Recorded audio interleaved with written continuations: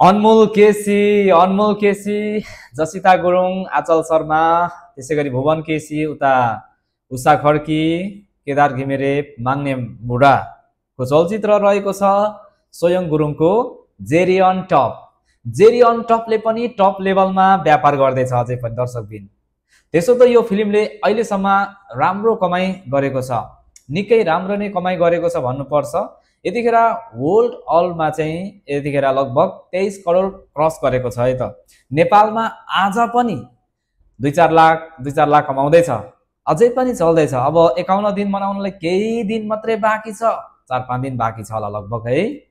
त्यसै गरी आजको पनि निकै राम्रै छ, खुब बेसी हेर्दा आज सोमबारको दिन दर्शकबिन। अनि यो चलचित्र रहेको छ स्वयं गुरुङको निर्माता निर्देशनमा रहेको चलचित्र हो जेरी अन टप। कलाकारहरू मैले अघि नै भने भुवन केसी, उता उषा खड्की लेजेन्ड कलाकारहरू हुनुहुन्छ भने उता अनमोल केसी, जसिता गुरुङ, आचल शर्मा र केदार घिमिरे, माग्ने बुढा।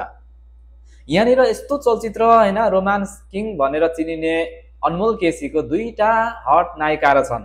कोसँग रोमान्स गर्यो त, कोसँग धेरै, कोसँग थोर गर्यो त, त्यसो तपाईले हेरिसक्नुभयो होला।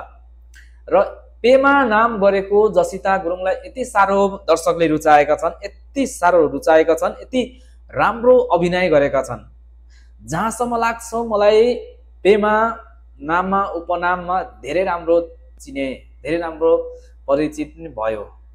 त्यसो त उता हिमालमा सायद भेटघाट भयो होला। अब जब अनमोल केसीको इन्ट्री भयो त्यहाँनिर भेट भयो पेमासँग, राम्रो एउटा बोर्डिङ भयो होला। अनि त्यहाँनिर एउटा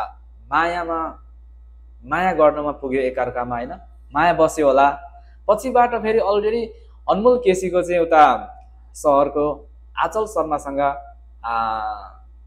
लभ स्टोरी थियो होला छुट्टै हैन, छुट्टै एउटा थियो। पछिबाट भेट हुँदाखेरि आचल शर्माले हैन उता पेमासँग बिजी भएको अथवा पेमासँग बसिरहेको देखे होला। त्यतिखेर कस्तो लाग्यो होला आचल शर्मालाई है।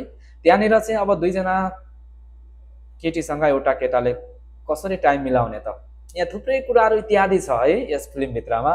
अनि यो फिल्मको मेन चाहिँ पोइन्ट यस्तो, जुन माउन्ट एभरेस्टमा चढेको जुन कुराहरू छ भिएक्सबाट बनाए पनि यो फिल्म ती जबरजस्त छ कि यस्तो दामी बनाएको छ हैन। हामीले सोच्न सक्दैनौँ कि जुन रियल जस्तो देखिन्छ तर पनि एउटा भिएक्सबाट हो, तर पनि त्यो रियालिटी देख्नु नै त्यो नै ठुलो कुरा हो हैन। दर्शकलाई जसरी पनि हामीले दर्शकलाई के भन्छ इन्जोय गर्न सक्नुपर्छ कि दर्शकलाई हामीले चाहिँ जे होस् राम्रो दिनु सक्ने क्षमता अनि राम्रो गरेर देखाउनु, अनि दर्शकले नै राम्रो छ भन्ने पछि त कसको के लाग्छ र हैन। त्यसरी नै हो यो फिल्मलाई सबैले रुचाएको र एकदमै यो फिल्म लगभग 3 हप्ता 4 हप्ता चाहिँ लगातार यस्तो रक्ता रूपमा, त्यो खतरा रूपमा चल्यो कि चलेकै, जबकि अहिले परान चलिरहेको छ। तर पनि यतिखेरसम्म नेपालमा मात्रै 12-13 करोड कमाइसकेको छ भने होल वर्ल्डमा चाहिँ 23 करोड भन्दा माथि क्रस गरेको छ। अब यो 23 करोडलाई रेकर्ड तोड्न को आउँदैछ त पछि जारी 2 त गइसक्यो, त्यति माथि पुग्दैन नै, परानले पछ्याउँदैछ।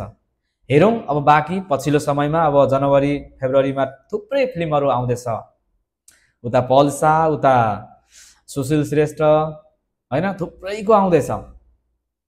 अब त्यसो त उता दशैंमा पनि थुप्रै फिल्म लाग्दैछ। कसको फिल्मले कति कमाउला, कुन फिल्म कहाँ पुगेर फ्लप हुन्छ भन्ने कुरा पनि हामीलाई थाहा छैन है दर्शकबिन। त्यसैले अब चाहिँ म यो भिडियोलाई यहीँ टुङ्ग्याउन चाहन्छु र जेरी अन टपमा जुन तपाईले हेर्नुभयो, जुन माग्ने बुढाको छुट्टै एउटा कमेडी छँदैछ, मामा भनेर है, सबैले मामाको रोलमा खेलेका छन् र मामा भनेर बोलाइरहेको हामीले देखेका छौँ। मामाको रोल पनि एकदम कडा नै छ यहाँनिर। मामा भन्छ अनमोल केसी र माग्ने बुढाको केमिस्ट्री पनि यस्तो बवाल धमाकेदार थियो। दर्शकबिन यो फिल्म हेरेर साँच्चै तपाईँ हाँस्नुभयो, रुनुभयो, अनि तपाईले लभ स्टोरी फिल्म हेर्नुभयो, तपाईले पनि सिक्नुभयो होला। अब तपाईले तपाईको प्रेमिका, तपाईको प्रेमीलाई यसरी नै माया गर्नु होला भन्ने म तपाईहरुलाई सल्लाह दिँदै बिदा हुन चाहन्छु। तपाईहरुलाई अन्तिममा मेरो च्यानललाई पनि यदि अनमोल केसीले माया गर्नुहुन्छ भने मेरो च्यानललाई पनि सब्स्क्राइब गरेर जानु होला। अनि साइडमा रहेको बेल घन्टीलाई दबाउनुहोस् र अलमा राख्नुहोस् भन्दै बिदा हुन चाहन्छु। नमस्ते, हेभ अ गुड टाइम।